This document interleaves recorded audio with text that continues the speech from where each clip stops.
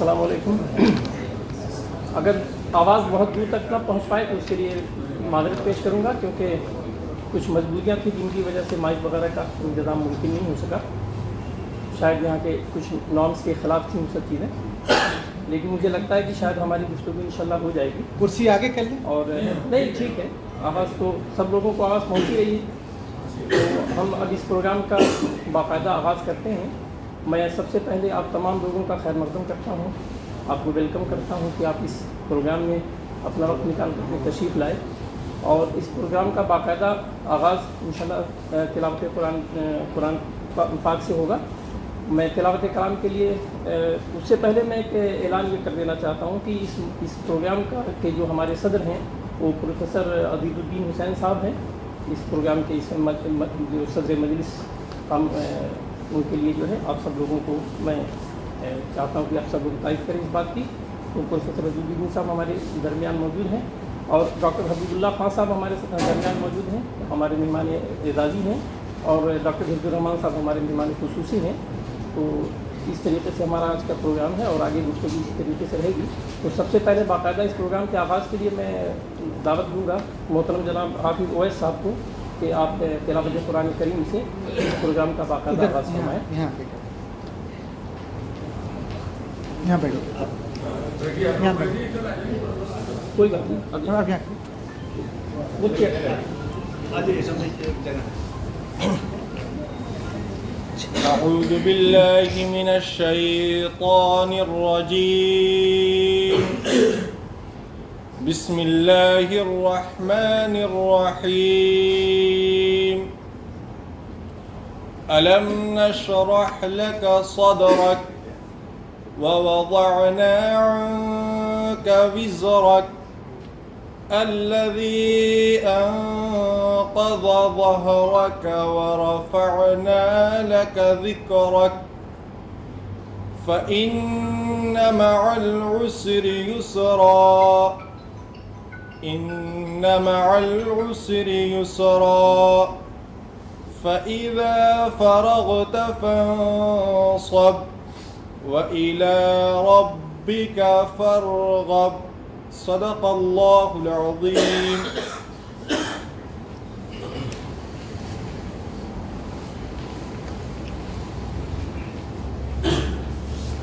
تلاوت قرآن مجید کے بعد اب جو دوسرا پروگرام ہمارا ہے، اس پروگرام کی جو دوسری شفٹ ہے وہ ہے شال پوشی کی. اس کے لیے میں سب سے پہلے گزارش کروں گا کہ اگر ابو طلحہ صاحب یہاں پر موجود ہوں تو آپ تشریف لائیں. میں گزارش کروں گا محترم جناب ڈاکٹر اورنگزیب صاحب سے جو اسسٹنٹ پروفیسر ہیں عربک ڈپارٹمنٹ میں جامعہ ملیہ اسلامیہ میں. میں ان سے گزارش کروں گا کہ آپ ڈاکٹر فیضان اصلاحی صاحب کو شال پیش کریں، شال اڑا کر کے انہیں مبارکباد پیش کریں. اور میں ڈاکٹر فیضان اصلاحی صاحب سے گزارش کروں گا کہ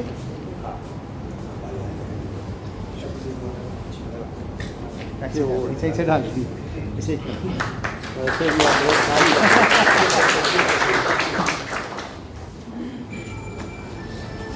اب میں گزارش کروں گا جناب شمس و قمر صاحب سے، ایڈوکیٹ جناب شمس و قمر صاحب سے کہ آپ ڈاکٹر حفظ الرحمان صاحب کو شال پیش کریں. شال اڑائیں ان کو اور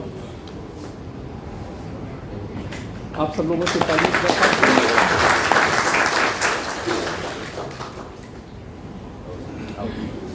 ڈاکٹر حفظ الرحمان صاحب کی شال پوشی کے بعد اب میں گزارش کروں گا جناب شیر افغان صاحب سے، ایڈوکیٹ شیر افغان صاحب صدر طلبہ قدیم مدرسہ الاصلاح سرائنگی کہ آپ تشریف لائیں اور پروفیسر عزیز الدین صاحب کو شال پیش فرمائیں. شال وہاں ہے.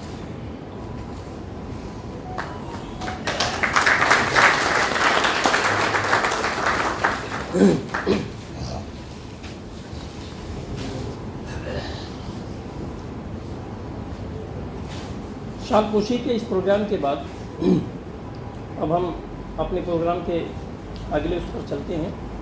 اور جو رسمی اجرا جو اس پروگرام کی ایک اہم جو ہے سمجھ لیجیے کہ وہی سب سے اہم پروگرام ہے ہمارا. اس میں جیسا کہ آپ سب لوگوں کو معلوم ہے اور ہمارے پیچھے جو بینر لگا وہ اس کے اوپر بھی سب کچھ وہاں پہ ذکر ہے اس کا کہ عہد وسطیٰ کا ہندوستان तहजीबी व सकाफ़ती वर्सा, जिसके मुसन्निफ़ हैं डॉक्टर फैज़ान अहमद इस्लाही साहब, हमारे हम लोगों के क्लास फेलो, हम लोगों के अजीज़ दोस्त।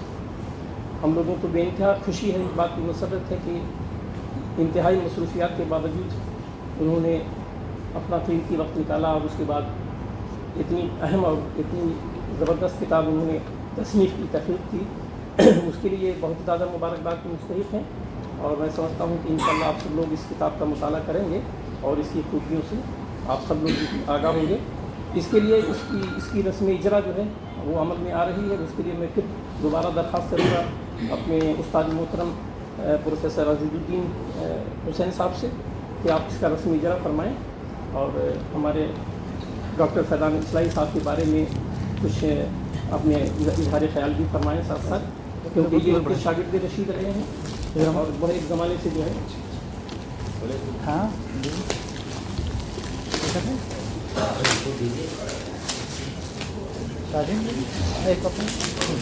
डॉक्टर ताज़ीम साहब वो भी हाँ। क्लास फेलो रहे हैं हम लोगों के, फैज़ान से हमारी फैज़ान भी और किताबें हैं। इसमें असगर फलाही साहब भी हमारे हम लोगों के क्लास फेलो हैं। एक ज़माने में उनकी दाढ़ी इतनी सरसब्ज़ व शादाब नहीं थी, लेकिन माशाअल्लाह जो है काफ़ी बाशरा इस वक्त नज़र आ रहे हैं। तो मुझे भी दे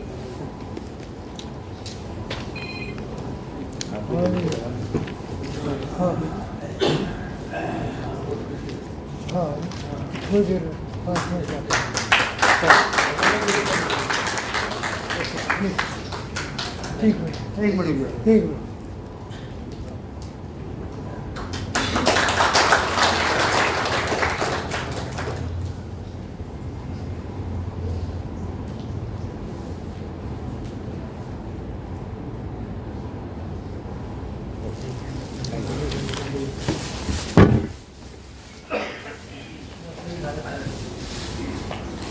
अब मैं उस्ताद मोहतरम प्रोफेसर अज़ीज़ुद्दीन साहब से गुजारिश करूँगा कि कुछ इज़हार ख्याल फरमाएँ डॉक्टर फैज़ान इस्लाही साहब की जो खिदमत रही हैं उस सिलसिले में और इस किताब के सिलसिले में, और अपना जो उनके साथ वक्त गुजरा है फैज़ान का उनकी शागिर्दी में, उसके बारे में जो भी पुरानी यादें हैं उसको कुछ हमारे सामने रखें ताकि हम लोग भी ज़रा सा कुछ से महसूस हो सकें। तो मैं गुजारिश करूँगा प्रोफेसर अज़ीज़ुद्दीन साहब से। हाँ, आप मेरा तशरीफ़ लाइए इधर।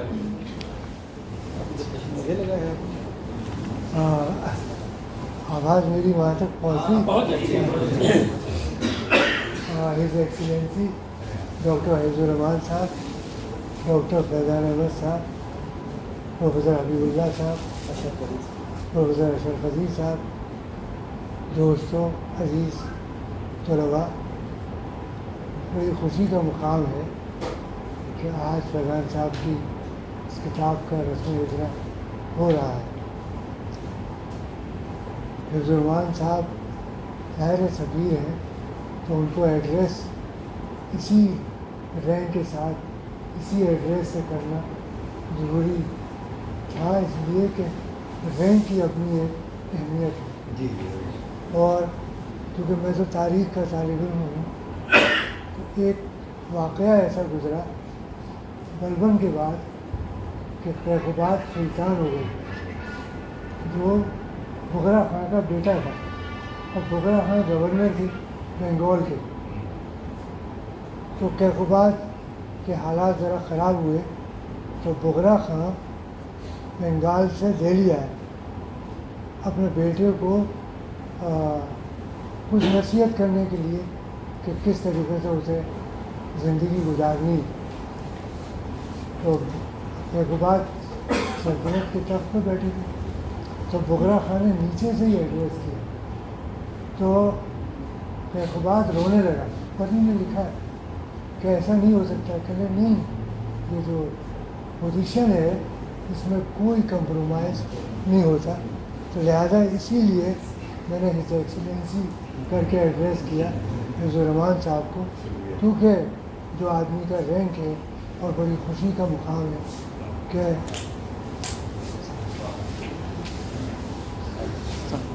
कैसा आइए فیضان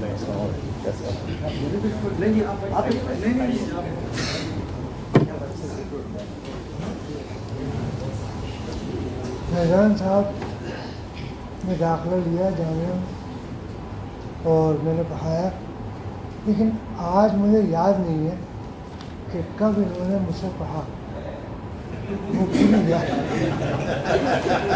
نکل چکی ہے۔ نہ تعلیم کا یاد ہے مجھے کہ کب یہ لوگ کلاس میں بیٹھتے تھے نہیں بیٹھتے تھے، کیا تھا، اس لیے کہ اب بالکل کلیگس کا اسٹیٹس ہے، کلیگس کا اسٹیٹس، تو وہ زمانہ آدمی بھول جاتا ہے، یاد نہیں رہتا کہ یہ نشاد بیٹھی۔ اب مجھے نہیں یاد کہ کب یہ کلاس آتی تھی، میں کیا پڑھاتا تھا، یہ لوگ کیا سمجھتے تھے کیا نہیں سمجھتے تھے، لیکن فیضان نے ہمیشہ اپنے آپ کو علمی کاموں سے قریب رکھا اور ہمیشہ علمی کام کرتے رہے۔ میں بھی چاہے جامعہ میں رہا یا رضلائنوی رہا یا حیدرآباد میں ہوں، تو ہمیشہ ان کو اپنے ان ایکیڈمک پروگرامز کا حصہ بنایا تاکہ یہ ان اسٹوڈنٹس کی تربیت ہو سکے کہ جو کام کرنا چاہتے ہیں، اور ایسا نہیں کہ کوئی استاد کی ایک اسٹیٹس بلند ہے شاگرد کا نہیں، شاگردوں کی بھی اتنی ہی عزت کرنی چاہیے۔ آئیے صاحب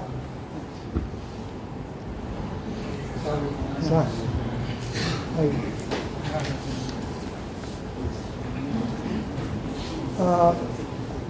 شاگرد بھی اتنی اہم ہے جتنے اساتذہ ہیں، ایسا نہیں ہے کہ کوئی فرق ہے، دونوں کو ایک دوسرے کی عزت کرنی چاہیے اور دونوں کو ایک دوسرے کا خیال رکھنا چاہیے۔ میں ابھی صوفیز آف ڈیکن پہ کام کر رہا تھا تو ان کی بایوگرافیز پڑھ رہا تھا، تو شیخ محمد راشد ہیں ڈیکن کے صوفی 17 سینچری کے، ان کی بایوگرافی جب میں پڑھ رہا تھا، ان کی خانقاہ تھی اور خانقاہ کے باہر دروازے پہ ایک پتھر رکھا ہوا تھا، پتھر پہ وہ جو طلباء جاتے تھے وہ اپنے جوتے اتارتے تھے پھر اندر خانقاہ میں بیٹھ کے پڑھتے تھے۔ تو انہوں نے ایک وصیت کی، ایک وصیت نامہ لکھا، اس وصیت نامے میں یہ لکھا کہ وہ جو پتھر ہے جہاں طلباء اپنے جوتے اتارتے ہیں، جب میری قبر بنائی جائے تو اس پتھر سے میری قبر کو ڈھکا جائے۔ اب آپ اس سے اندازہ لگائیے کہ صوفیہ اپنے طلباء کی کیا عزت اپنے ذہن میں رکھتے تھے کہ جہاں ان کے طلباء جوتے اتارتے تھے انہوں نے وصیت کی کہ اس کو ان کی قبر سے ڈھکا جائے۔ اس لیے کہ دیکھیے میرے ایک استاد تھے پروفیسر ترمذی صاحب، نیشنل آرکائیو آف انڈیا کے ڈائریکٹر رہے اور بہت کام کیا، مطلب ساری زندگی کام کیا۔ وہ کہتے تھے کہ 2 طریقے کی اولاد ہوتی ہے، ایک تو وہ جو نطفے سے پیدا ہوتی ہے اور ایک شاگردوں کی فارم میں اولاد ہوتی ہے جن کی آپ تربیت تعلیم کرتے ہیں، اور ان کے ملنے سے یا ان کے کاموں سے بھی وہی خوشی ہوتی ہے جو آدمی کو اپنے اولاد کے کاموں سے خوشی اور مسرت محسوس ہوتی ہے۔ تو یہ جو پاسٹیریٹی ہے یہ بڑی اہمیت کی حامل ہے۔ فیضان کی جو یہ ریسنٹ کتاب ہے عہد وسطی، اس کو آج میں نے پڑھا، میں نے ان سے کہا کہ بھائی جہاں میں ٹھہروں گا وہاں پہنچا دیجیے۔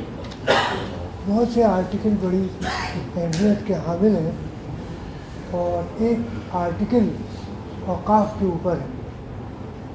تو آج عالم یہ ہے کہ سپریم کورٹ کے جو ایڈوکیٹس ہیں وہ بھی اوقاف کی کنڈیشن سے، اس کی ڈیفینیشن سے اور ان کے تمام چیزوں سے واقف نہیں ہیں، بلکہ میں تو کہوں گا قمر صاحب سے کہ اس میں جو ان کا آرٹیکل ہے اوقاف کے اوپر وہ آپ پڑھیں، اس لیے کہ اگر وقف سے متعلق کوئی مقدمہ آئے تو یہ آرٹیکل بڑی رہنمائی کرے گا آپ کی۔ اس میں ایک فرمان رہ گیا اورنگزیب کا 1672 میں اورنگزیب نے ایک فرمان جاری کیا جو الہ آباد اسٹیٹ آرکائیو میں موجود ہے۔ مغلس نے، سلاطین نے لینڈ گرانٹ دی اور علماء نے اس کو وراثت کے حق میں کنورٹ کر دیا، اس کو وراثت بنا لیا کہ اگر وراثت کا جو قانون ہے اسلام کا، اس کا اپلیکیشن اس مدد مال گران یا وہ جو بھی صوفیاء کو دیتے تھے اس پہ اطلاق ہونے لگا۔ تو اورنگزیب نے باقاعدہ 1672 میں ایک فرمان جاری کیا کہ جو مدد معاش گرانٹ ہم دے رہے ہیں اس پہ شریعت کے قانون کا نفاذ نہیں ہوگا۔ مطلب باقاعدہ یہ لکھا ہے کہ شریعت کے قانون کا نفاذ نہیں ہوگا۔ اگر گرینڈ سن اگر اہل ہے، اس کے والد کا انتقال ہو جاتا ہے تو مدد معاش گرانٹ اس کے گرینڈ سن کو ملے گی۔ آپ یہ دیکھیے کہ آج سپریم کورٹ کے ججز اور جو وکلاء ہیں وہ وقف کے جو پیرامیٹرز ہیں ان سے واقف نہیں ہیں۔ اورنگزیب کا یہ قانون، یہ جو فرمان ہے، یہ بڑی اہمیت کا اس لیے حامل ہے کہ جو ٹریٹمنٹ وقف کا ہونے لگا، مدد معاش گرانٹ کا ہونے لگا، اس کو اورنگزیب نے بدلا کہ یہ جو آپ لوگوں نے قاضی کے یہاں مقدمہ فائل کر کے یہ جو فیصلے کر رہے ہیں وہ صحیح نہیں۔ فیضان کی ایک ایڈوانٹیج یہ بھی ہے کہ یہ عربی کے بھی اسکالر ہیں، جو میں سمجھتا ہوں میری نہیں ہے کیونکہ مجھے عربی آتی نہیں، تو ان کا جو عربی کے سورسز ہیں ان کو بھی انہوں نے یوٹیلائز کیا اور ان پہ بھی کام کیا۔ اس لحاظ سے یہ والیوم جو ہے بڑی اہمیت کا حامل ہے۔ جہاں تک یہ جو دستاویزات ہیں ان میں اور کرونیکلز میں جو تاریخیں ہیں اس میں فرق یہ ہے کہ کرونیکلز میں میری اپنی ذاتی رائے ہو سکتی ہے، لیکن جو فرمان ہے یا کوئی سند ہے اس میں ذاتی رائے کا کوئی سوال ہی پیدا نہیں ہوتا۔ تو اس لحاظ سے یہ جو فرمان ہے یا جو سند ہے یا جو پروانہ ہے یا جو اور چیزیں ہیں وہ بڑی اہمیت کی اس لیے حامل ہے کہ پوری آپ کو جو انفارمیشن اس سند میں مل رہی ہے، جو اس فرمان میں مل رہی ہے، اس میں کوئی ڈس ایگریمنٹ کا، اس میں کوئی ڈسپیوٹ کا، اس میں کوئی اوپینین کے بدلنے کا کوئی سوال ہی نہیں ہے، بلکہ وہی چیز رہے گی، اس میں کوئی تبدیلی نہیں آ سکتی۔ جہاں تک تاریخ کا تعلق ہے، تاریخ خود اپنے میں ایک بہت ہی مستحکم سبجیکٹ ہے۔ تاریخ پہ نہ کبھی کسی کا قبضہ ہوا اور نہ تاریخ پہ آج کسی کا قبضہ ہو سکے گا، اس لیے کہ تاریخ اپنے ساتھ ناانصافی کسی کو کرنے نہیں دیتی۔ ٹھیک ہے میں ایک کتاب لکھ دوں تاریخ کے حوالے سے اور وہ بالکل تاریخ کے نگیٹو ہو، آج وہ امپورٹنٹ ہوگی لیکن کل وہ جو کتاب ہے اس کی کوئی ویلیو نہیں ہوگی۔ ضیاء الدین برنی جو تاریخ فیروز شاہی کا آتھر ہے،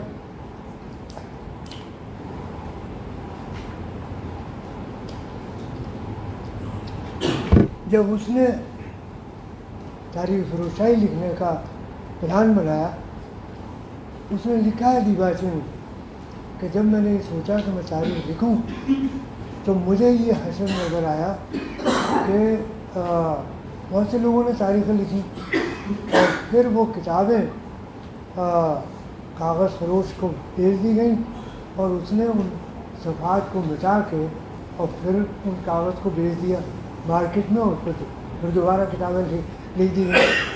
تو میں نے بہت سے ہسٹورینس کی کتابیں دیکھی، ہسٹورینس کی اسٹیبلش، ایک تو جے این یو کے ہسٹورین ہے کہ ان کی کتاب 75% ڈسکاؤنٹ پہ بکی تو کتاب اگر آپ کی اہمیت کی حامل نہیں ہے تو اس کو مارکیٹ نہیں ملے گا. اور آج اگر آپ کے رینک کی وجہ سے، آج آپ کی شخصیت کی وجہ سے وہ کتاب بک بھی گئی تو 100 سال کے اندر وہ بالکل ویلیو لیس ہو جائے گی، اس کی کوئی اہمیت نہیں رہے گی. لیکن جو کتاب ڈاکومنٹس پہ بیس ہوگی اس کی ہر زمانے میں اہمیت رہے گی. چاہے وہ انہی کے جو پریڈیسیسر تھے ترمذی صاحب یا ضیاء الدین دسائی صاحب جن کا کتبات کے اوپر کام ہے، وہ ایسی کتابیں ہیں کہ جن کا مثل و نظیر پیدا ہی نہیں ہو سکتا. تو جہاں اوپینین آتی ہے ان کتابوں کی زیادہ اہمیت نہیں رہتی کہ اس میں جو فیکٹس ہیں، جو فیگرس ہیں، جو اوپینین ایکسپریس کی گئی ہیں، اگر ان کے اندر کوئی جھول ہے تو وہ بالکل بیکار ہے، اس کی کوئی ویلیو نہیں. تو فیضان ایک ایسے خزانے پہ بیٹھے ہوئے ہیں نیشنل آرکائیو آف انڈیا میں کہ ایک ایسٹیمیٹ کے طور پہ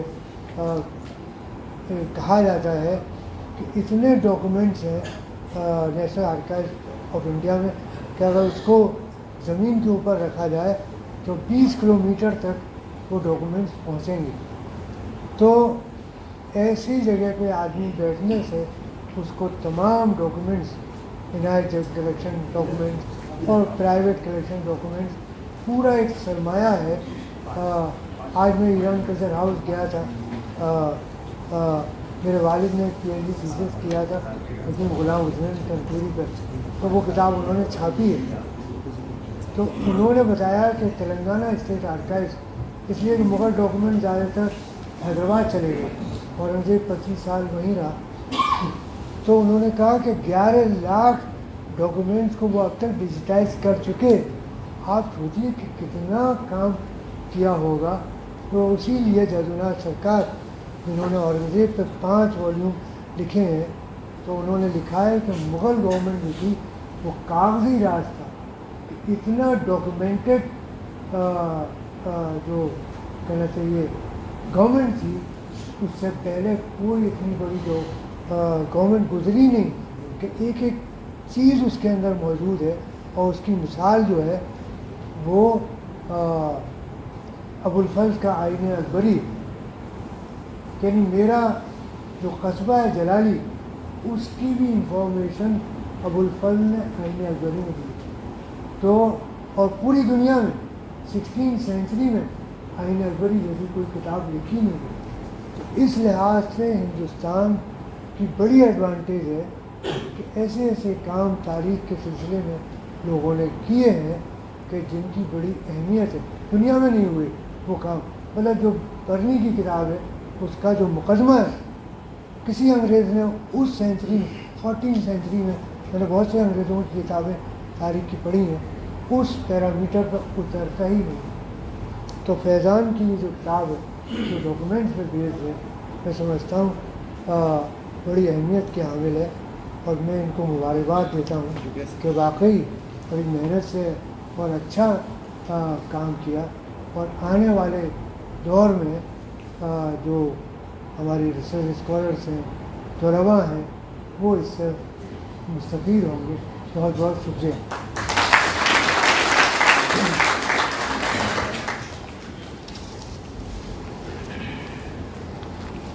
عزیز دوستوں، دیگر حاضرین کرام، ابھی ہم سے مخاطب تھے پروفیسر عزیز الدین صاحب. اور آپ سب لوگوں کو، میرے خیال میں زیادہ تر لوگوں کو یہ معلوم ہوگا کہ آپ جامعہ ملیہ اسلامیہ کے سابق dean faculty of humanities and languages سے وابستہ رہے ڈین کی حیثیت سے. اور اس کے بعد جو ہے ہندوستان کی مشہور لائبریری رضا لائبریری رامپور کے ڈائریکٹر رہے. اور اس کے بعد جو ہے آج کل آنریری پروفیسر ہیں حیدرآباد یونیورسٹی، مولانا آزاد یونیورسٹی حیدرآباد کے. اور ابھی انہوں نے تاریخ کے حوالے سے اس کتاب کی پر بھی کافی روشنی ڈالی اور بہت ساری تاریخ کی روشنی میں بہت سی باتیں ہمارے سامنے رکھیں. اور اس اہم ترین گفتگو کے بعد میں چاہوں گا کہ ہمارے درمیان ایک اور شخصیت ابھی تھوڑی دیر پہلے ابھی بھی ان کی تشریف آئی ہے، محترم جناب ڈاکٹر ذکر الرحمان صاحب کی. اور بڑی قابل قدر شخصیت ہماری، اور یہ شام کے سفیر بھی رہے ہیں. اور اس کے ساتھ ساتھ جو ہے डायरेक्टर रहे हैं, साबिक फाउंडर, उसके फाउंडर भी थे इंडिया अरब कल्चर सेंटर जामिया इस्लामिया के, और उसी के साथ साथ ये मारूफ तजिया निगार हैं और एक्सपर्ट हैं गल्फ स्टडीज़, और उसके साथ साथ ये साबिक डायरेक्टर थे वज़ारत ख़ारिजा हिंद के। आज हमारी इस प्रोग्राम में हमारे साथ मौजूद हैं। मैं लॉर्ड साहब का तहे दिल से खैर मक़दम करता हूँ और मैं उनसे गुजारिश करता हूँ कि आप तशरीफ़ लाएँ और कुछ इज़हार ख़याल फरमाएँ जनाब डॉक्टर हिफ्ज़ुर्रहमान साहब के सिलसिले में। जनाब डॉक्टर हिफ्ज़ुर्रहमान साहब के सिलसिले में आप सभी लोग वाकिफ़ हैं कि एक बहुत ही ज़बरदस्त उन्होंने एक कारनामा अंजाम दिया अल्हम्दुलिल्लाह, और इससे पहले वो डायरेक्टर थे मिनिस्ट्री ऑफ एक्सटर्नल अफेयर के, जो गवर्नमेंट ऑफ इंडिया के, उसकी तरफ से वो एम्बेसडर हुए सीरिया के, शाम के, और उसके बाद अब ये दोबारा जो है रिपब्लिक ऑफ चैड के दोबारा सफ़ीर की हैसियत से वो ये खिदमत अंजाम देने जा रहे हैं। तो हम सभी लोग जो है उन्हें दिल से मुबारकबाद पेश करते हैं और उनके लिए दुआ करते हैं कि अल्लाह ताला उनका ये सफ़र भी इंतहाई जो है कामयाबी के साथ अंजाम तक पहुँचाए, और उसके बाद खैर खुशी के साथ ये अपना सफ़र वहाँ मुकम्मल करें और अपनी खिदमत अंजाम दें, और उसके बाद अपने तजर्बों से और अपने जो है तमाम से हमें आगाह करते रहें। मैं फिर डॉक्टर ज़िक्रुर्रहमान साहब से गुजारिश करूँगा कि आप ज़िक्रुर्रहमान साहब के सिलसिले में थोड़ा उनकी खिदमत को जो उनकी खिदमत नहीं है उस पर रोशनी डालें। डॉक्टर ज़िक्रुर्रहमान साहब। अस्सलामु अलैकुम। My dear brother, Dr. Hiफ्ज़ुर्रहमान, still young and is becoming more and more young. I wish you, all the best in your career. Please be seated. All other friends, colleagues, large faces are known.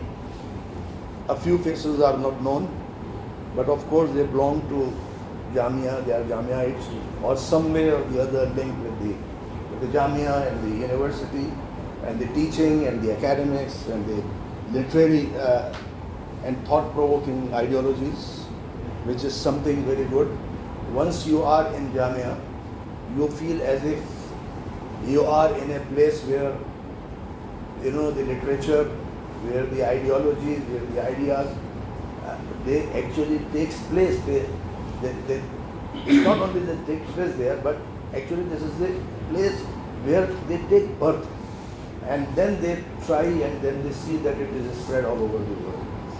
I have been a regular watcher of Jamia's websites, and I know the Jamia alumni, how all over the world they have spread their wings, and among those alumni are one of those are bright young Dr. Hiफ्ज़ुर्रहमान.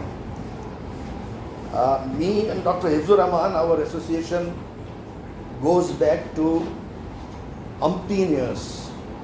I do not remember how long it was.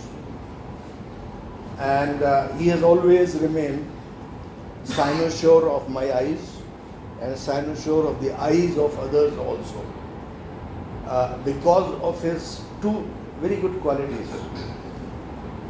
One quality which he is very fond of is his akal. So once I asked him, I said that, look, in the diplomacy when you are there, this is not on. He said, I can't do anything because this is in my family. I still recall that. He said, you see, all my brother, it is in my family, so I can't do it. Somehow I said that you have to be flexible, because diplomacy is a different kind of a field. And once you are a diplomat, then you have to see that where the line you have to draw. And I'm really very happy the way he grasped the things. And the way he emerged in the Ministry of External Affairs and in the ministry wherever he worked, as well as in the missions and the embassies where he has gone, he really took the banner of Jamia, the banner of language, banner of discipline, and banner of honesty in his hand, and continued working sincerely and very silently. And this is what appreciated by all of us, all of his colleagues, whether they were seniors or juniors. We had been together for many years in Saudi Arabia. where we have worked, either I was in Riyadh, he was in Jeddah, or I was in Jeddah, he had been to Riyadh and other places. But wherever we had been, I had been very minutely following his career. Always I have found him a person who stood by the test of the time. Many of you may not be aware the reputation he enjoys in the, not only in the political hierarchy, but in the hierarchy of each and every field of the government of India. Many people feel once the new regime came, they realized suddenly rise of Hifzur Rahman. But rise of the Hifzur Rahman was not because there was a sudden change of any regime. No, it was not like that. Because those who are the government officers, a part of the bureaucracy, they do not serve any political party, nor do they serve any leadership, any proper leadership.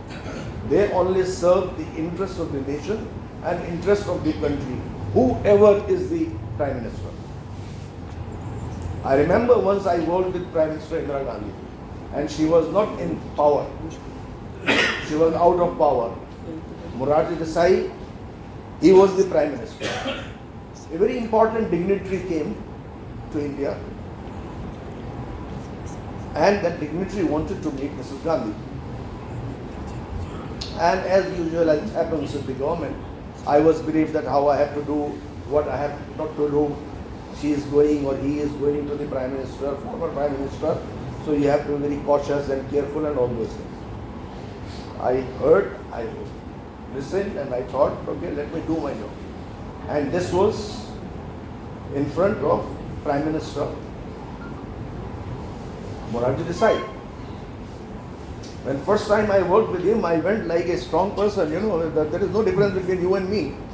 I am also an Indian, you are an Indian, you are Prime Minister, but I am also working in the Ministry of External Affairs.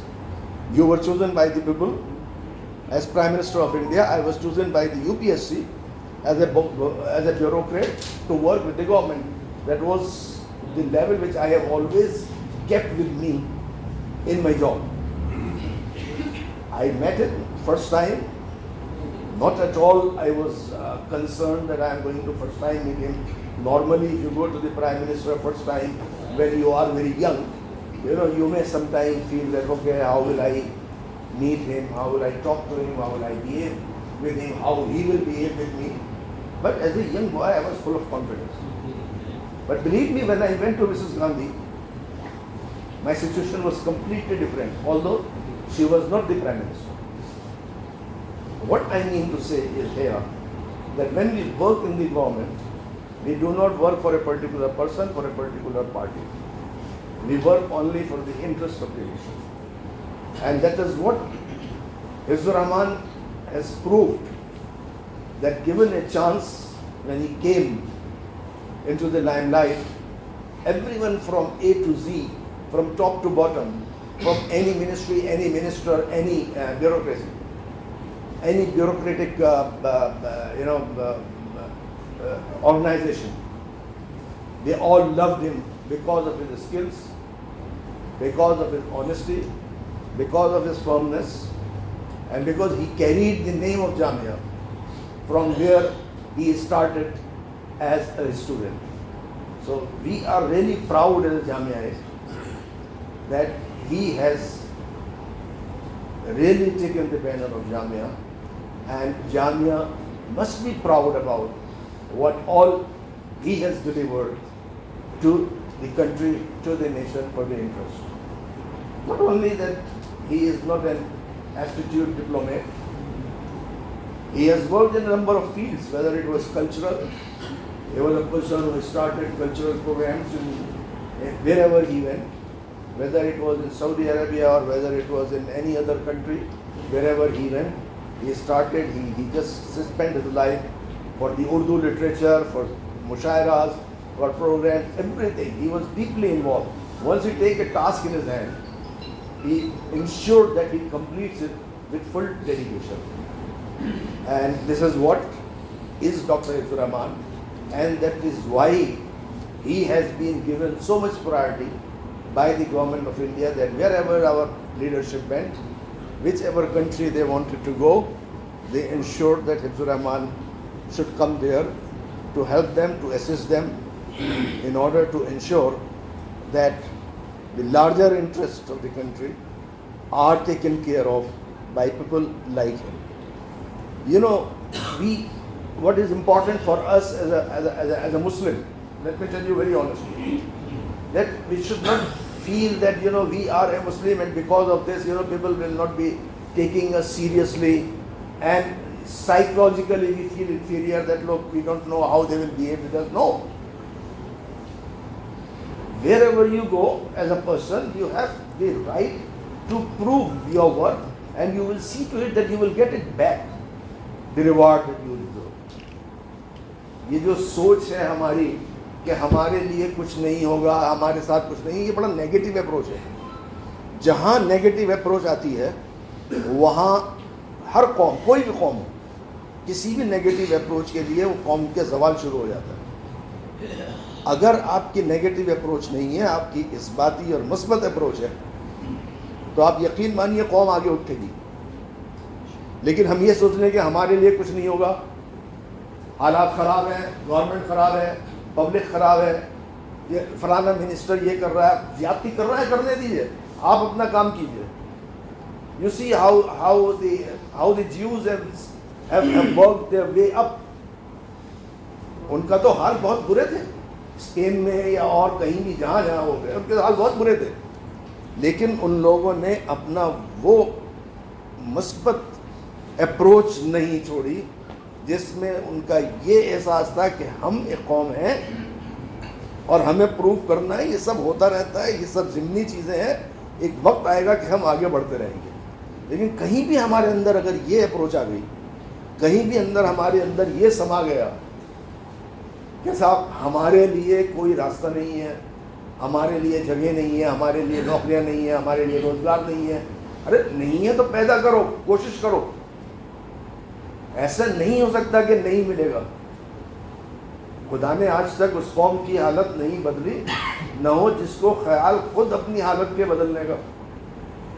اگر ہم خود نہ سوچیں کہ ہم کس طرح بدلیں گے اپنے آپ کو, تو اور ہم اسی حالات میں رہیں گے اور اسی نیگیٹو اپروچ میں رہیں گے, تو یقین مانیے کہ اس سے زیادہ ترقی حاصل نہیں ہو سکتی, بجائے اس کہ ہم یہ سوچیں کہ ہمارے سامنے دشواریاں آئیں اور دشواریاں آئیں تاکہ ہم اس کو حل کریں, اور حل کرنے کے بعد ہم آگے بڑھیں گے. تو بہرحال یہ ایک احساس میرا تھا جو میں نے اندازہ لگایا یہاں جامعہ میں, اور خاص طور پر آج کل کے زمانے میں جو لوگ کہتے ہیں کہ یہاں کے حالات ٹھیک نہیں ہیں. حالات ٹھیک آپ کے کرنا آپ کے ہاتھ میں ہے, اور حالات جو سمجھداری سے ٹھیک ہوتے ہیں, عقل مندی سے ٹھیک ہوتے ہیں, جذبات سے ٹھیک نہیں ہوتے.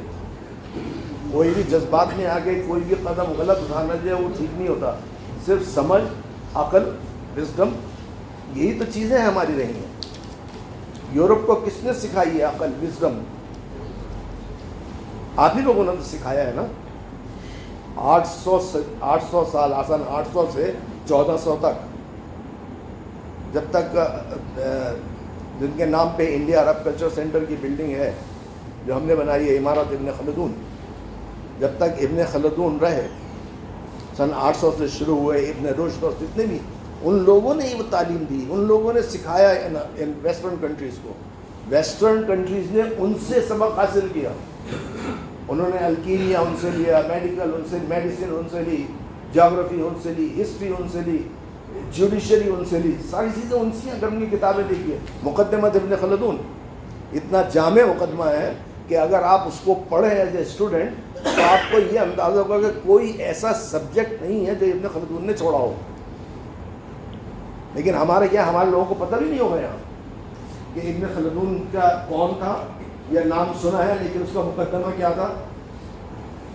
کیا اس نے یہ کہا کبھی کہ جتنا ٹیکس زیادہ کرو گے اتنی جلدی قوم تباہ ہوگی, جتنا ہلکا ٹیکس دو گے اتنا قوم پراسپر کرے گی, اس لیے کہ زیادہ لوگ ٹیکس میں شامل ہوں گے؟ کوٹس ہیں, کوٹس. اگر آپ جسٹس نہیں دو گے, انصاف نہیں دو گے, تو ملک تباہی کی طرف جائے گا, حکومت تباہی کی طرف جائے گی. اگر آپ انصاف دو گے تو حکومت مضبوط ہوگی اور چاروں طرف آپ کی واہ واہ. یہ سب چیزیں جو ہیں یہ مقدمہ ابن خلدون کا پارٹ ہے. لیکن افسوس کی بات یہ ہے کہ ہمارے یہاں لوگوں کو پڑھنے کا یہ شوق نہیں رہا. اگر آپ کو ریلی شوق ہو تو آپ دیکھیں گے کہ یہ سارے کے سارے وہ جواہر ہیں جو اگر آپ پڑھ کے اور اس کے اوپر عمل کرنے کی کوشش کریں تو میرا خیال نہیں ہے کہ کوئی بھی چیز جو ہے ستاروں سے آگے جہاں اور بھی ہے. بہرحال میں آگے نہیں زیادہ کہنا چاہتا, صرف یہ کہنا چاہتا ہوں کہ خدا برکت جو ہے ڈاکٹر عبدالرحمان کو اور ترقی دیں. یہ ہمارے ساتھ رہے ہیں, ہمارے ساتھ رہیں گے انشاءاللہ. اور حالانکہ یہ 2 سال میں میری پہلی ملاقات ہے ان سے, لیکن ان سے روز صبح ملاقات ہوتی ہے میری واٹس ایپ کے اوپر. ان سے سلام دعا ضرور ہو جاتی ہے. شخصی ملاقات نہیں ہے اس لیے کہ کبھی وہ بزی ہیں کبھی میں مصروف ہوں. کئی مرتبہ ہم لوگ بلکہ 2-3 یہاں لوگ بیٹھے ہوئے ہیں جنہوں نے بیچ میں پروگرام بنایا کہ کسی وقت ہم لوگ لنچ پہ یا ڈنر پہ مل جائیں, لیکن خدا کا کرنا ایسا ہوا کہ کوئی ایسا طے نہیں ہو پایا وقت, یا تو میں یہاں نہیں ہوں یا یہ یہاں نہیں ہے. بہرحال انشاءاللہ یار زندہ صحبت باقی. آپ کو خدا جو ہے وہ اور ترقی دے, آپ کامیاب ہوں اپنے سفر میں. wish you all the best and a very successful tenure and a very successful mission. Coming there in Chad. Chad is a very very challenging country. Chad جو ہے بہت چیلنجنگ کنٹری ہے, لوگوں کو اندازہ نہیں ہے. نارتھ افریقہ اور افریقہ کے بیچ کا ایریا ہے. میں جانتا ہوں چونکہ میں لیبیا میں رہا ہوں, اور چاد کے چادیاں جو ہیں وہ کس طرح کی قوم ہے. تو میرا خیال یہ ہے یہ جانے کے بعد ان کو اندازہ یہ ہوگا کہ ہم نے عربوں سے تو ڈیل کیا ہے, اب ہم افریقن عرب سے بھی ڈیل کر کے دیکھیں کہ ان کا بیہیویئر کس طرح رہتا ہے in the worldly affairs. So I must wish you all the best.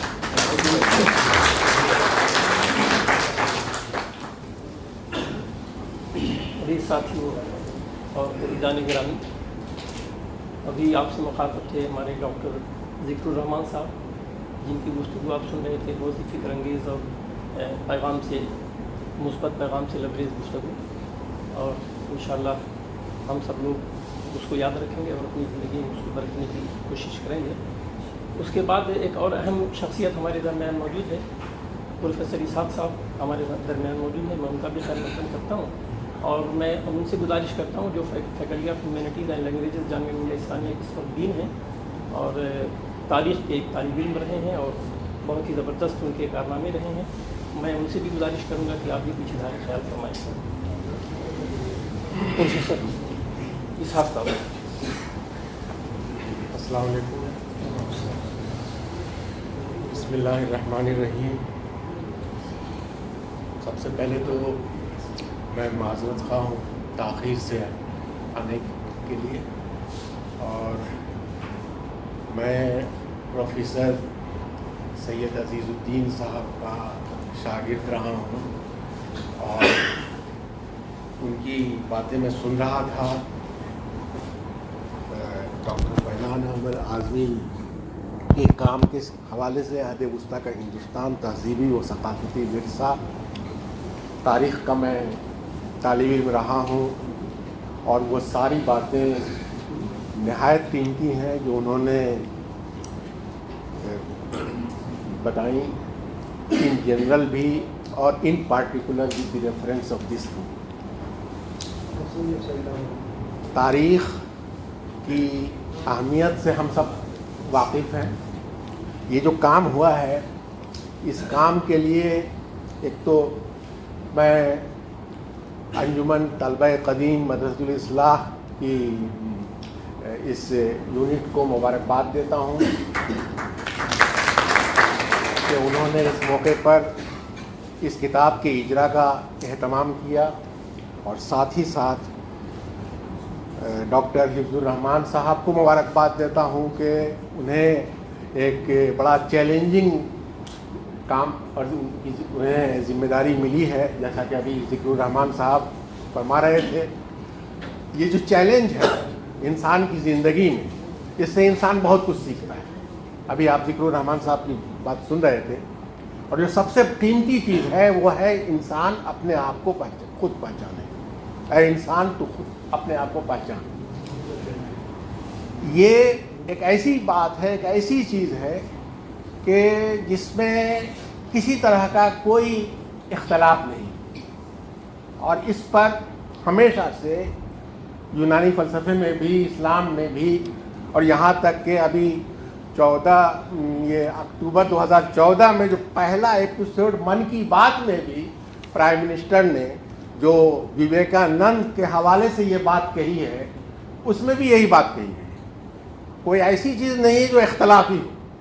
اگر ہم خود کو پہچانیں اور خود کو پہچان کر آگے بڑھیں تو پھر سارے مسائل حل ہو جاتے ہیں. تو میں کوئی لمبی گفتگو نہیں کروں گا. یہ جو بزم سجائی گئی ہے, اس بزم کے جو ذمہ داران ہیں انجمن طلبہ قدیم, انہوں نے سب کو جوڑا ہے, اور اس کا جو بڑا اہم پہلو ہے اور جس کا اس حوالے سے میں اس خلا محسوس کرتا رہا ہوں, یہاں بہت سے مدارس کی انجمن ہے, اور اس مدارس کے انجمن کا جو پروگرام ہوتا ہے تو صرف اس مدرسے سے متعلق لوگ ہی جمع ہوتے ہیں. لیکن میں یہ دیکھ رہا ہوں کہ انہوں نے سبھی کو جمع کیا, اور یہ بہت ہی مثبت پہلو ہے. اور مدرسۃ الاصلاح کے حوالے سے میں عرض کروں کہ اس کا پیغام بھی یہی ہے. کوئی ایسا نہیں ہے کہ کسی مسلک کا وہاں پیغام دیا جاتا ہے یا کسی محدود فکر کی بات کہی جاتی ہے. وہ بہت ہی زیادہ ایک یونیورسل ہے. تو اس چیز کا ثبوت یہاں اس انجمن نے پیش کیا ہے, اور اس حوالے سے میں سمجھتا ہوں کہ آگے بھی, آئندہ بھی, اس سے پہلے بھی اس طرح کام ہوا ہے یہاں. اس یونٹ نے, دلی کی یونٹ نے اس کام ایسا ہی کیا ہے, اور آئندہ بھی امید ہے کہ ایسا ہی ہوتا رہے گا. اور میں ایک دفعہ پھر ڈاکٹر حفظ الرحمان کو خاص طور سے, کہ میرے چھوٹے بھائی ہیں, ان کے گاؤں بھی مجھے جانے کی سعادت حاصل ہوئی ہے, اور بہت ہی ان سے بڑا گہرا تعلق رہا ہے. اور ایک استاد کی حیثیت سے, استاد کی تو نظر ایسی ہوتی ہے کہ اپنے کلاس میں وہ جاتا ہے, طالب علموں کو ایک نظر پڑھتی ہے تو سمجھ جاتا ہے کون طالب علم ایسے ہیں جن کے اندر ٹیلنٹ ہے, اور کون ہے جو بالکل ہی جو ہے بلو ایوریج ہے. تو لمبا تجربہ ہے, اور میں نے اپنے استاد پروفیسر عزیز الدین صاحب سے بہت کچھ سیکھا ہے, اور اب بھی سیکھتا رہتا ہوں. یہ میرے لیے بڑی خوش قسمتی کی بات ہے. تو اور مجھے جب یہ معلوم ہوا کہ آپ تشریف لا رہے ہیں تو دیر ہونے کے باوجود میں نے کہا نہیں, کم سے کم ملاقات تو میں ضرور کروں گا. تو میں بہت بہت شکر گزار ہوں آپ کی انجمن کا کہ آپ نے مجھے موقع دیا اور میں یہاں آیا. تو آپ سب کو بہت بہت ایک بار پھر مبارکباد.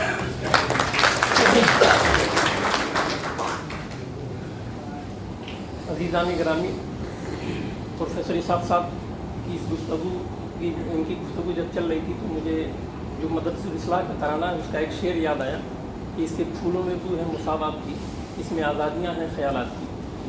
تو بہرحال ہم ان کے شکر گزار ہیں کہ انہوں نے ہمیں دوبارہ جو ہے اپنے ماضی سے جو ہے ایک بار روبرو کرانے کی کوشش کی.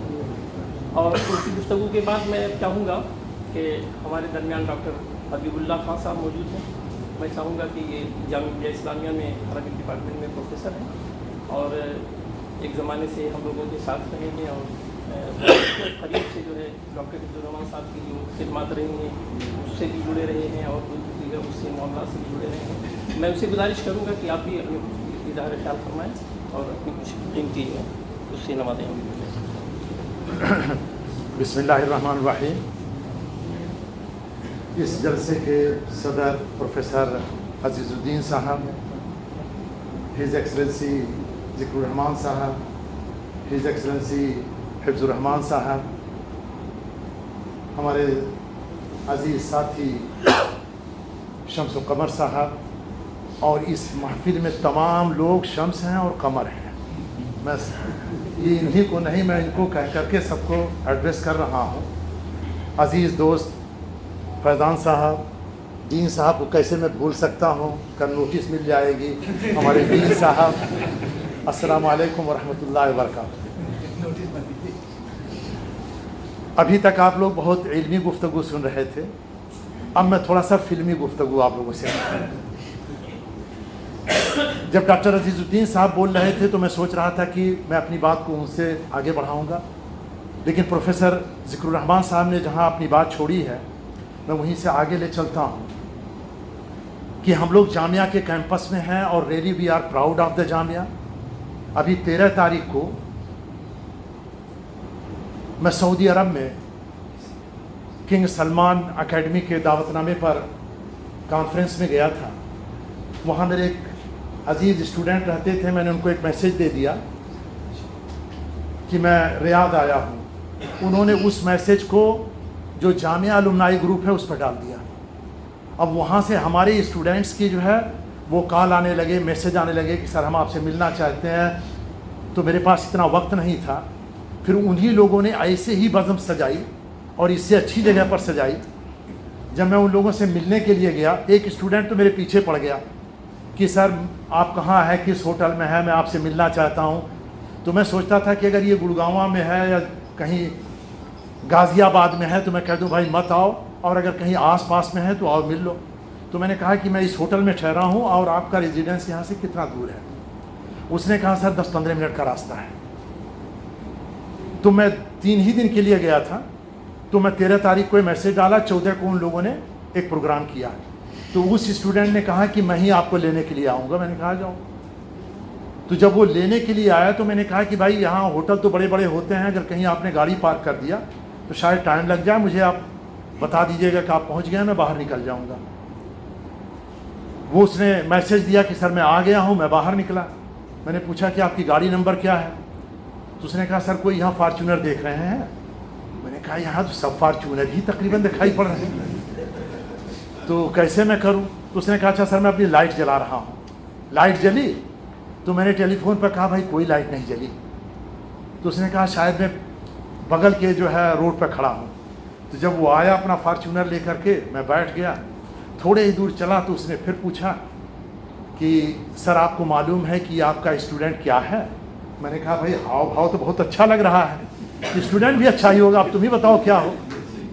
तो कहने लगा सर मैं यहाँ प्रोजेक्ट मैनेजर हूँ। मैंने पूछा कि आपकी कंपनी क्या करती है।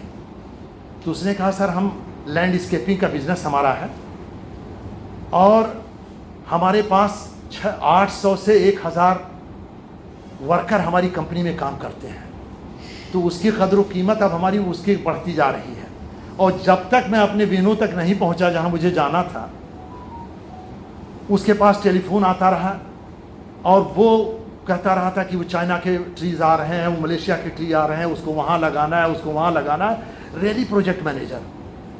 और जब मैं उस वेन्यू पर पहुंचा तो वहाँ हमारे बहुत सारे स्टूडेंट्स, एक साहब आगे बढ़े, उन्होंने कहा सर जब आप इराक से वापस आए थे मैं पहली बैच का स्टूडेंट हूँ और आपने सिखाया था कि वो सद्दाम हुसैन के वहाँ से जो कहते थे, जब सद्दाम हुसैन ने कुवैत पर हमला किया था तो इराक के टेलीविज़न पर एक इबारत आती थी और मैं आया तो स्टूडेंट को सिखाया।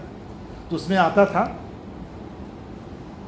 सनजअलु मिनल इराक क़ब्रन लिमन तुसव्विलु लहु नफ्सुहु उद्वानन अला इराक़िन अल हबीब लक़द उज़िरा मन अंज़रा। तो मैंने अपने स्टूडेंट को सिखाया और उसने वही पूरी बात मुझे सिखाना शुरू किया। तो मैंने समझ गया कि यार ये तो मैं ही बताया था। एक स्टूडेंट दूसरे बढ़े, हाँ अभी बाद में बता दूंगा। एक दूसरे स्टूडेंट आगे आए, उन्होंने कहा सर जब मैं जामिया में आया तो मेरे पास फीस देने की पैसा नहीं था और मैंने कैसे ट्यूशन किया और ये किया, और आज अल्हम्दुलिल्लाह वो सऊदी अरब के लोकल ग्रुप जो है 4 स्टार होटल्स का ग्रुप है, उसमें वो HR मैनेजर हैं, बड़ी तनख्वाह है। तो वहाँ मैंने अपने स्टूडेंट्स को देखा कि हर एक आदमी, वहाँ शम्स था, वहाँ कमर था, कंपनियों के मालिक थे। वहाँ ज़िक्रुर रहमान साहब, इनका हिफ्ज़ुर रहमान साहब का जिक्र आया। वो लोग बहुत एक्साइटेड थे कि जामिया के पढ़े हुए हैं और चूँकि ये जामिया ग्रुप से जुड़े हुए थे, ये सीरिया के एम्बेसडर बनाए गए। तो हर एक आदमी हिफ्ज़ुर रहमान की कामयाबी में अपनी कामयाबी समझ रहा था। और मुझे वहाँ जा कर के तकरीबन आप बताऊँ कई मतलब घंटों में वहाँ करता रहा। जब इन रिटायर लोगों को आपने जो है 30-30 मिनट सुना तो मुझे 35 मिनट ज़रूर सुन लीजिए। हाँ मतलब मेरा हक बनता है भाई, अभी मैं रिटायर नहीं, अभी और मैंने 20 मिनट बोला है। 25 हमारा औसत है। सर ने ज़्यादा बोला। तो वहाँ जा कर के मुझे इतना फ़ख्र हुआ अपने स्टूडेंट्स को देख करके, और जामिया के ऊपर इतना फ़ख्र हुआ कि जामिया का कितना बड़ा कंट्रीब्यूशन है, कि वहाँ जितने स्टूडेंट्स आए थे सबकी हालत बेहतर थी, और हर एक आदमी मुझे खींचना चाहता था, मतलब कि सर एक वक्त मेरे सामने कहा भाई मेरे पास टाइम नहीं है, मेरे पास टाइम नहीं है, और सबकी अच्छी हालत देखी। और उससे अच्छी हालत जब मैं कतर गया तो कतर में देखी लोगों को, तो जामिया का बहुत बड़ा कंट्रीब्यूशन है। हम लोगों को इसके ऊपर फ़ख्र होना चाहिए, इस अंजुमन के ऊपर फ़ख्र होना चाहिए। मैं फिर ज़िक्रुर रहमान साहब की बात को आगे बढ़ाता हूँ। मीर का एक शेर है, मीर अहबाब जमा है दर्द दिल कहले, फिर इल्तिफ़ाते दिले दोस्तां रहे रहे कि न रहे। चंद महीना पहले मुझे ज़कात फाउंडेशन के जो चेयरमैन हैं ज़फ़र महमूद साहब, उन्होंने टेलीफ़ोन किया कि आसाम गवर्नमेंट में जो प्रिंसिपल सेक्रेटरी हैं मोहम्मद आरिफ साहब आए हुए हैं और कुछ इंटेलेक्चुअल से बात करना चाहते हैं। तो जुमे का दिन था और जुमे के बाद में चला गया वहाँ। तो आरिफ साहब ने जो गुफ्तगू की थी उसी का लुब्बो-लुबाब मैं आपके सामने पेश कर रहा हूँ। डॉक्टर साहब ने ब्यूरोक्रेसी की बात किया, मैं उसी को आगे बढ़ा रहा हूँ। अगर मैं आपसे पूछूं कि ये इतना अजीम मुल्क है, इसको चला कौन रहा है, तो आप तमाम लोग जानते हैं। आप कहेंगे कि पॉलिटिशियंस हैं, MP, MLA, प्राइम मिनिस्टर, हमारे MLAs और CM, ये ज़रूर चला रहे हैं। लेकिन इस मुल्क को चलाने वाले 3 विंग हैं। एक तो पॉलिटिशियंस हैं, दूसरे ब्यूरोक्रेट्स हैं। 1000 IAS ऑफिसर तकरीबन, इसको आप स्टैटिक्स न लीजिएगा, 1000 IAS ऑफिसर और 1000 पुलिस ऑफिसर IPS, ये लोग, देन IFS, जुडिशरी, यही लोग मिलकर के मुल्क को चलाते हैं और बाकी तमाम लोग चलते हैं उसके पीछे। हम लोग चलने वाले हैं उसके पीछे। चलाने वाले कौन है? पॉलिटिशियंस हैं, ब्यूरोक्रेट्स हैं, जुडिशरी है, इसके अलावा कोई नहीं है, इन्हीं के हाथ में पावर है। तो अब जुडिशरी में देखें जो कुछ है ही है, लेकिन ब्यूरोक्रेसी में जो हमारा हिस्सा होना चाहिए वो नहीं है। जो हमारी आबादी है, गवर्नमेंट कहती है हमारी आबादी 14% है, 15% है, हम कहते हैं 18% है, 20% है। आप 14-15% भी लिख लें तो हर साल जो IAS का, जो पिछले साल IAS का आया है और जामिया का आप रिकॉर्ड देख लें तो तकरीबन 600 IAS हुए हैं। तो उसमें हमारा 90 आदमी हमारे IAS होने चाहिए थे, लेकिन हुए कितने हैं? सिर्फ 25-30। ये कमी कहाँ है? इस कमी को हमको दूर करने की ज़रूरत है, और ये पैगाम आप लोग लेकर के जाइएगा। मुसलमानों की आबादी आप जानते ही हैं कि इतनी बड़ी आबादी है, हम कहते हैं इतने करोड़ हैं, 14 करोड़ हैं, 15 करोड़ हैं, कोई कहता है 18 करोड़ है, और इसमें से सिर्फ 25 या 30 IAS हर साल होते हैं। एक और कम्युनिटी है जो जैन कम्युनिटी है, उसकी टोटल आबादी हिंदुस्तान में तकरीबन 10 लाख है, उसके 50 IAS हर साल होते हैं। वो वजह क्या है कि 10 लाख से वो 50 पैदा करते हैं और हम 20 करोड़ से 18 करोड़ से सिर्फ 25 पैदा करते हैं। उसकी एक ही वजह है कि जब उनका बच्चा 9वीं में पहुंचता है, 9th क्लास में, तो उनके वहाँ होता है अर्ली गोल सेटिंग। अपने बच्चे को बताओ कि आप फ्यूचर में क्या बनना चाहते हो, उसके ऊपर इम्पोज मत कीजिए। वो बच्चा आगे चल करके क्या, हमारे वहाँ हिंदुस्तान में सिर्फ 6 ऑप्शंस हैं हमारी यूनिवर्सिटियों में। या तो लड़का BA करेगा, BSc करेगा, BCom करेगा, LLB करेगा, MBBS करेगा, इंजीनियरिंग करेगा, एक आध और कर लेगा। तो 6-7 ऑप्शंस के अलावा स्कूल के बाद आपके पास कोई ऑप्शन नहीं है। बच्चा जो करना चाहता है उसको करने दीजिए, और कोशिश ये कीजिए कि उसको अच्छे से अच्छे कॉलेज में जगह मिले।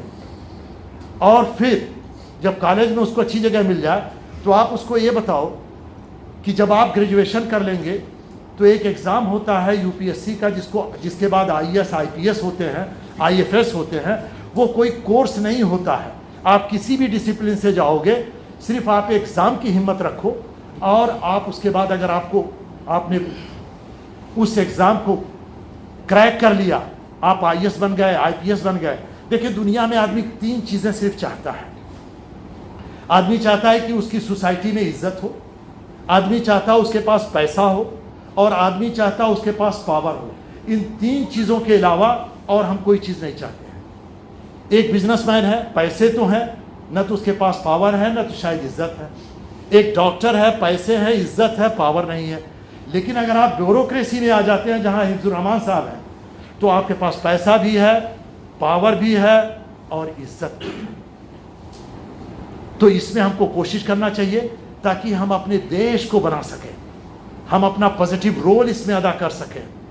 اور IAS بننے کے لیے عام طور سے یہ کہا جاتا ہے کہ اگر 10,000 لڑکے جو ہے ایگزام میں بیٹھتے ہیں تو 100 کوالیفائی کرتے ہیں. جب 100 کا انٹرویو ہوتا ہے تو 1 آتا ہے، یعنی 10,000 میں 1 آئے گا. تو اگر مسلمانوں میں صرف 25-30 ہزار بیٹھتے ہیں تو ان میں 25-30 ہی آنا چاہیے. ہماری تعداد کے حساب سے ہم لوگ جامعہ میں ہیں، یونیورسٹی میں ہیں. آپ یہ پیغام لے کر کے جاؤ. اور اب جس زمانے میں آپ رہتے ہیں چیزیں بڑی آسان ہو گئی ہیں، ترقی کرنا بہت آسان ہے. آپ کو نیگیٹو سوچ سے نکلنا ہے. جیسا کہ ڈاکٹر صاحب نے کہا ہے، حیدرآباد اسٹیٹ وقف بورڈ یہ 9ویں کے لڑکوں کو ارلی گول سیٹنگ کا آن لائن، پہلے تو کووڈ سے پہلے آن لائن کا کوئی تصور اتنا نہیں تھا. ہم لوگوں کو جامعہ میں جو ہے اسمارٹ کلاس روم کے بارے میں ٹریننگ دی گئی تو ہم لوگ سوچتے تھے یہ کیسے ہوگا. لیکن جیسے کووڈ آیا فوراً جو ہے یہ آن لائن ایجوکیشن شروع ہو گیا، آن لائن کانفرنسز ہونے شروع ہو گئیں. اب آپ کی پوری دنیا جڑ چکی ہے. تو حیدرآباد وقف اسٹیٹ بورڈ 9ویں کے بچوں کو ارلی گول سیٹنگ کراتے ہیں. وہ مہینے میں 2 بار جو ہے بڑے بڑے لوگوں کو لگا کر کے 10 سے لے کر کے 1 بجے تک کراتے ہیں. تو اگر کسی کو جو ہے کسی کا بچہ 9ویں میں ہے تو ایک مرتبہ اس کو کوشش کرنے دو. وہ آپ کو بتائیں گے کہ آپ ارلی گول سیٹنگ کیسے کرو، کون سی کتابوں کو پڑھو، کیسے کرو. اور اگر بچے کے اندر اسپارک ہے تو وہ اس کو اور مزید گائیڈنس فراہم کریں گے. اور ایک چیز بتا دیں، متنبی کا شعر ہے، وَمَا نَيْلُ الْمَطَالِبِ بِالتَّمَنِّي وَإِنَّمَا تُؤْخَذُ الدُّنْيَا غِلَابًا. آپ کے وش سے جو ہے آپ کو کچھ ملنے والا نہیں ہے، صرف جد و جہد سے ہوگا. IAS کون بنے گا؟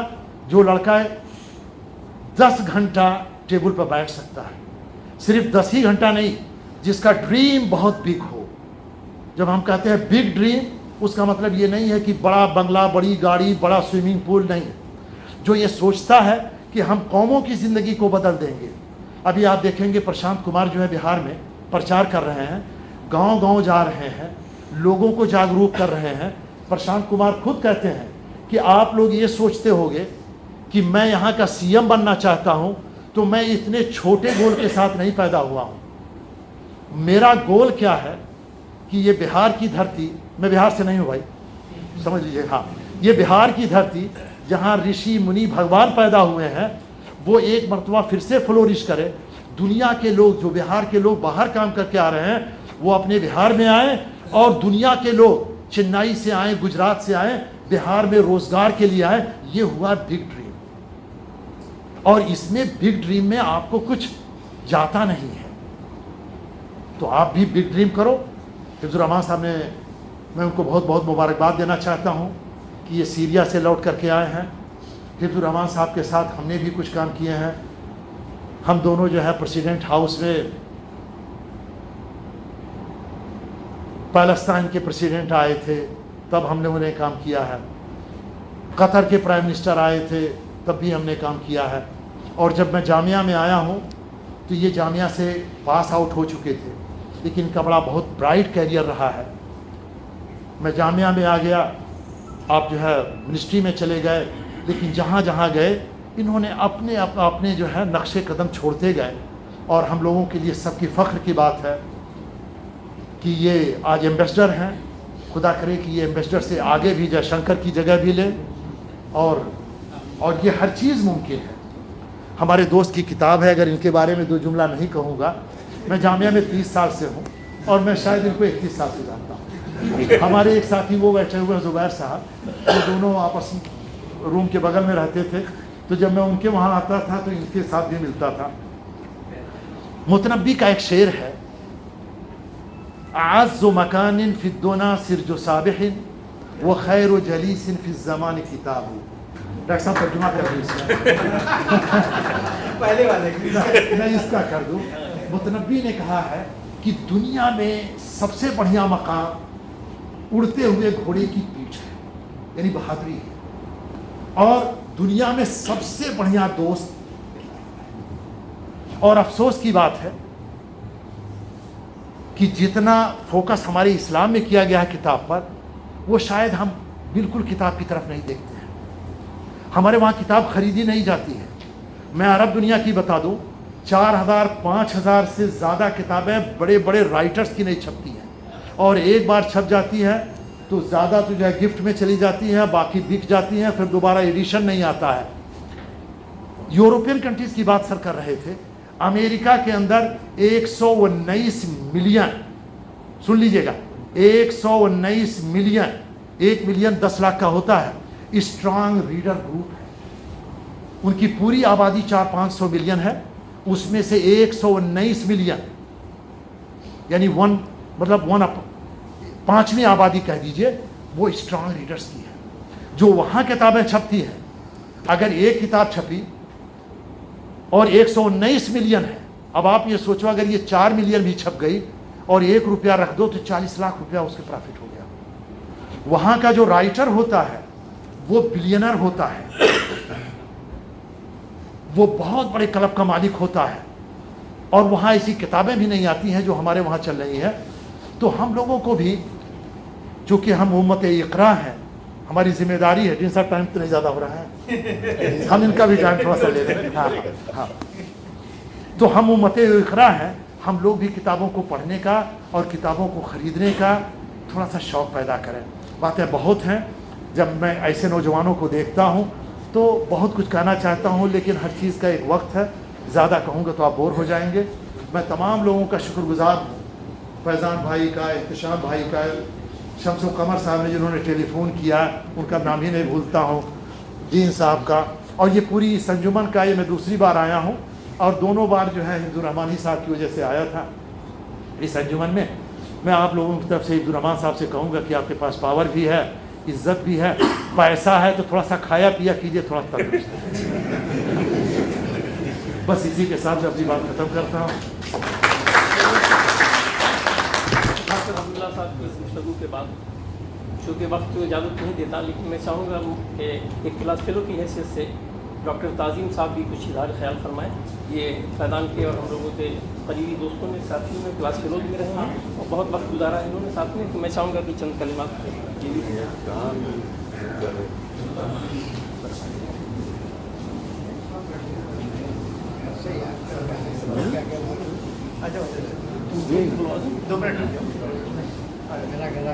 छोड़ के आएंगे।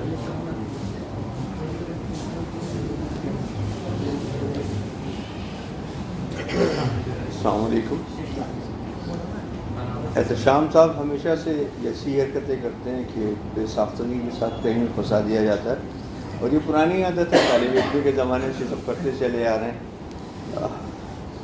ग़ालिबन 85-86 की बात है जब पहली दफ़ा समझे, हाँ, मौलाना एहतशाम साहब, मौलाना फैज़ान साहब से टकराव हुआ था जामिया में, और उसके बाद से लेके वो रफ़ाक़त आज तक बनी हुई। बहैसियत एक साथी के फैज़ान साहब का जो डेडिकेशन था तालिब इल्मी के ज़माने में, मुख्तलिफ़ मौज़ूआत पर बात करना, मज़हब, समाज, तारीख़, इन सारी चीज़ों पर जो है वो शेर हासिल गुफ्तगू और ये सारी चीज़ें रहती थी, और उससे मुझे भी मुस्तफ़ीद होने का मौका मिला। और काफ़ी हद तक मैं और फैज़ान मुख्तलिफ़ सेमिनार्स के अंदर एक साथ जाते रहे, वहाँ मक़ालात पढ़े।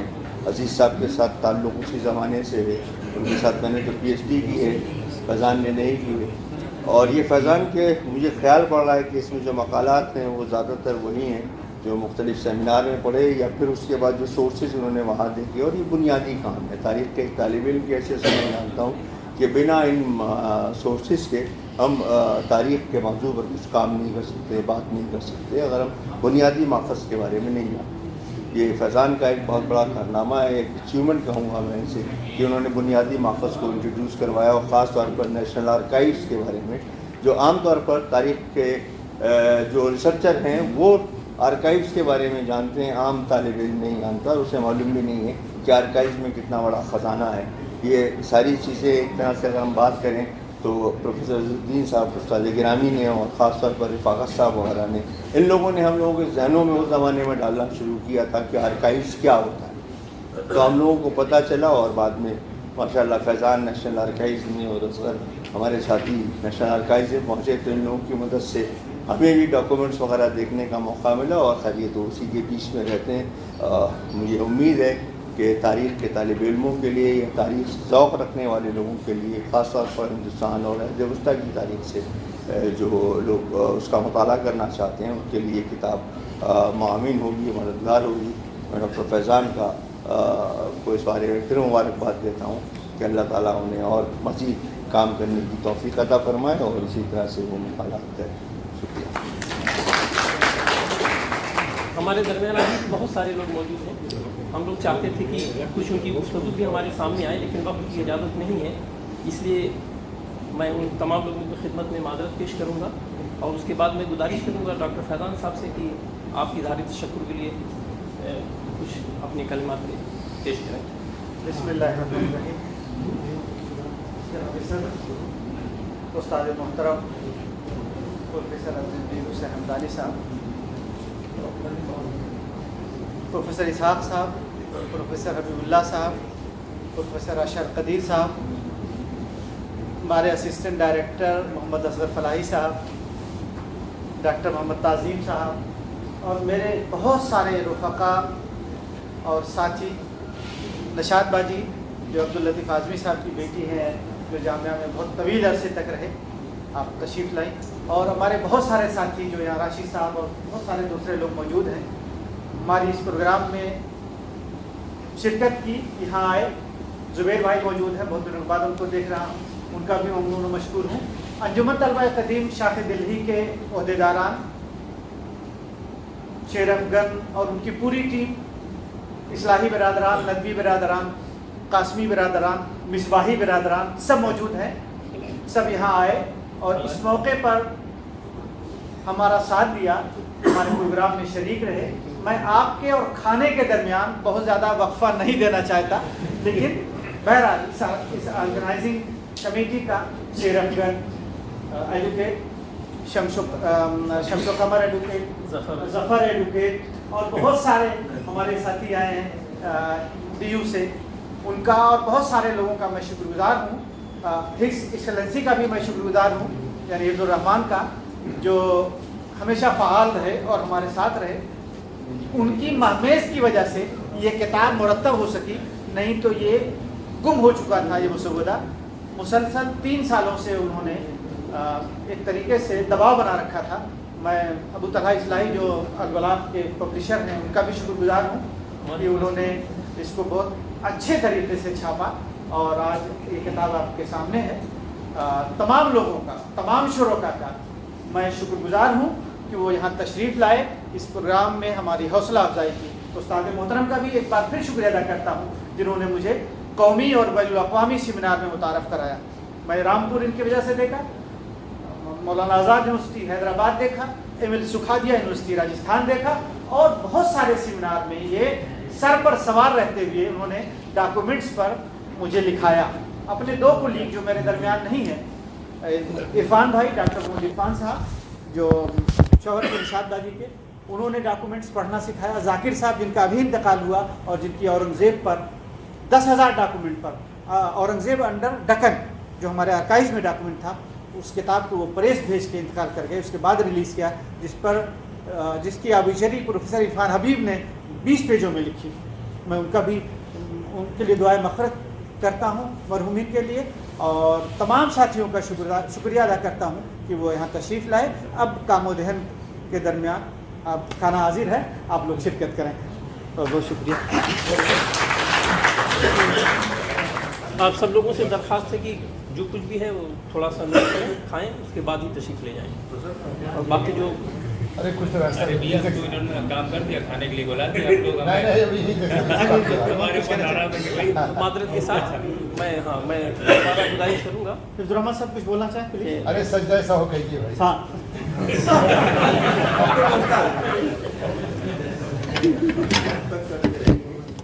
السلام علیکم ورحمۃ اللہ وبرکاتہ.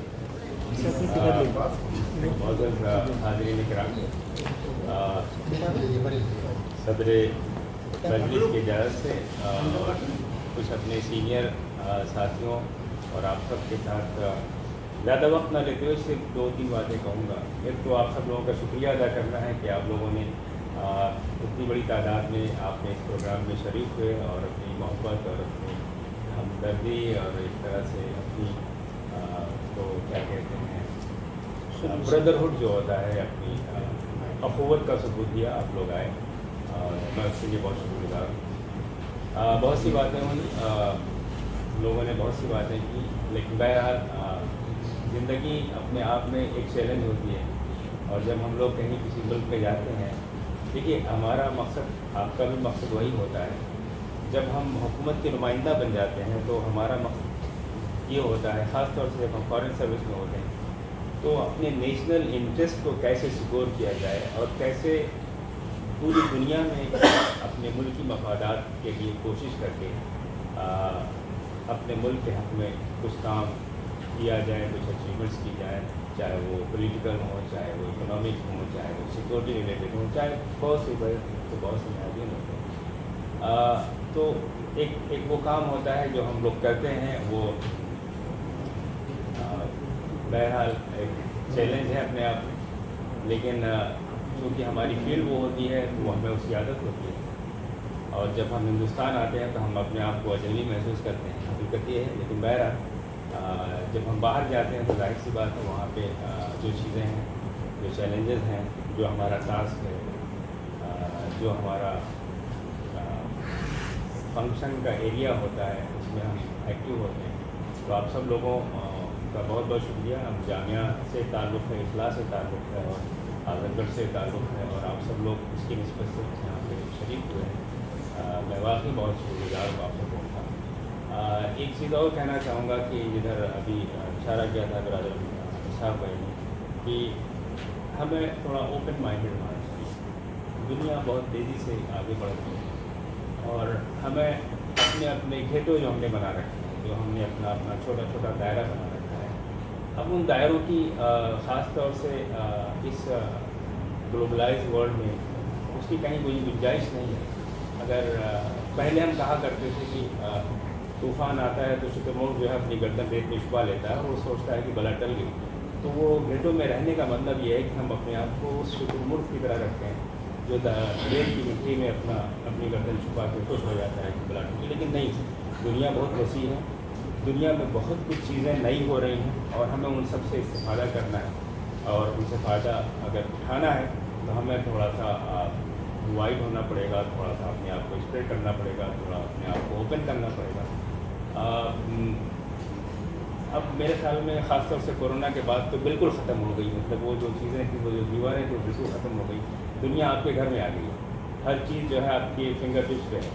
तो अब हमें अपने आप को बदलना है। अगर हम अपने आप को नहीं बदलेंगे तो फिर हम ज़िंदगी में आगे नहीं बढ़ सकते, इसलिए कि चैलेंजेस वाकई हैं, हर पता है। आप लोग भी तालीम हासिल कर रहे हैं, जो लोग तालीम हासिल कर रहे हैं, जो लोग मुलाजमत में, वो मुलाजमत में उन्हें अंदाज़ा है कि उन्हें हर रोज़ नए चैलेंज का सामना करना पड़ता है। तो हमें अपने आप को उसी हिसाब से ढालना पड़ता है। जो तकाज़े होते हैं वक्त की, जो रिक्वायरमेंट्स होती हैं, हमें उनके हिसाब से अपने आप को तैयार करना पड़ता है, अपने आप को इम्प्रूव करना पड़ता है। तो हम सबको उसके लिए तैयार होना चाहिए, क्योंकि हमारी निस्बत इस्लाह से जिसने ये प्रोग्राम इस बैनर के तले हो रहा है, तो और इस्लाह ने हर ज़माने में शुरू से रोज़ अव्वल से अगर देखा जाए तो हमेशा नई चीज़ों की जो जायज़ हदूद में है उनको उन्होंने हमेशा हिमायत की है, उसको प्रमोट किया है। तो हमें अपने आप को जिद्दत से और जो चीज़ें नई हैं, जो न्यू इन्वेंशंस हैं, उनसे हमें अपने आप को दूर नहीं रखना चाहिए। हमें एक ट्रू इस्लाही होने का सबूत देना चाहिए और बस यही आप सबसे गुजारिश है। बहुत बहुत शुक्रिया आप सब लोग तशरीफ लाए।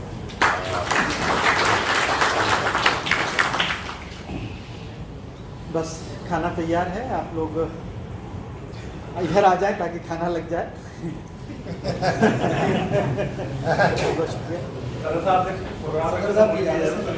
हाँ, इजाज़त से खत्म होगा। हाँ, इजाज़त।